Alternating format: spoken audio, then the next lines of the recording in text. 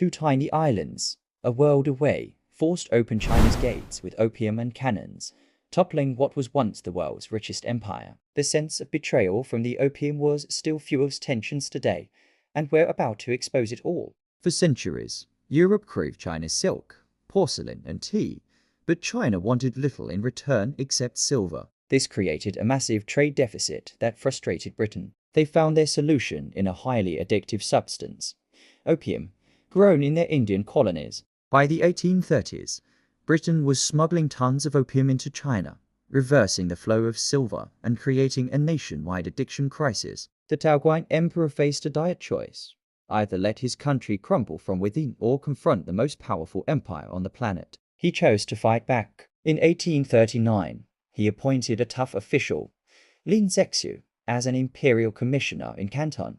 Lin was a man of high moral character and unwavering resolve. He demanded foreign merchants surrender their opium stock. When they hesitated, he blockaded their factories, cutting off food and water. Eventually, they handed over more than 20,000 chests of opium. Lin Zexu then staged a dramatic public destruction, mixing the opium with salt and lime and flushing it into the sea. This act, celebrated in China as a stand for justice, was seen by Britain as a direct assault on its property and trade. The stage was set for war. Britain's response was swift and brutal. The First Opium War began in 1839. The British Royal Navy, with its advanced steam-powered warships and modern cannons, completely outclassed China's traditional wooden junks. Chinese coastal defenses, which had stood for centuries, crumbled under the relentless bombardment. The Qing military, despite its numbers, was technologically decades behind and poorly coordinated. British forces captured key coastal cities, sailed up the Yangtze River,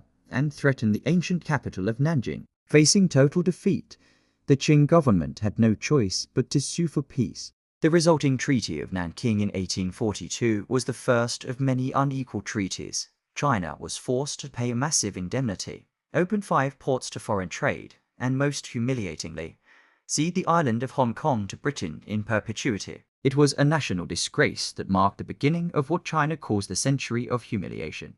But the humiliation didn't end there. The foreign powers wanted more. Frustrated that the opium trade wasn't yet fully legalized and seeking greater access to the Chinese market, Britain and France found a pretext for another war. This was the Second Opium War, also known as the Arab War, which started in 1856. This conflict was even more devastating. In 1860, an Anglo-French expeditionary force marched on Beijing itself. In an act of pure vandalism and cultural destruction, they looted and burned the magnificent old summer palace, or Yuanminchuan, a masterpiece of art and architecture, to the ground. The emperor fled the capital in disgrace. The subsequent treaties legalized the opium trade, opened more ports, allowed foreign missionaries and warships deep into China's interior, and carved up more territory. Russia took vast lands in the north, while other powers established their own spheres of influence. China was effectively being sliced up like a melon, its sovereignty stripped away piece by piece. These had profound and lasting ripple effects.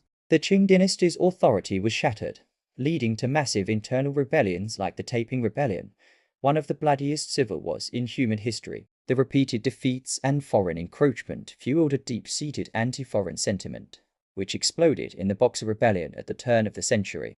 This cycle of humiliation and resistance ultimately convinced many Chinese that the old imperial system was broken beyond repair. It paved the way for radical new ideas. Sun Yat-sen's revolutionary movement gained momentum, leading to the overthrow of the Qing dynasty in 1911 and the founding of the Republic of China. The search for a way to strengthen and modernize China also led to the rise of the Communist Party, which saw the Opium Wars as the ultimate proof of capitalist imperialism's evils. The memory of the century of humiliation remains a powerful force in modern China, shaping its foreign policy, national identity, and its determined push for global recognition.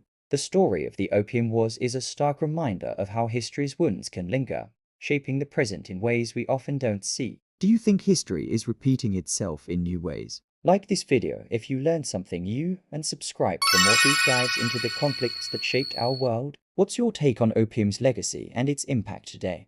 Let me know in the comments below. Thanks for watching.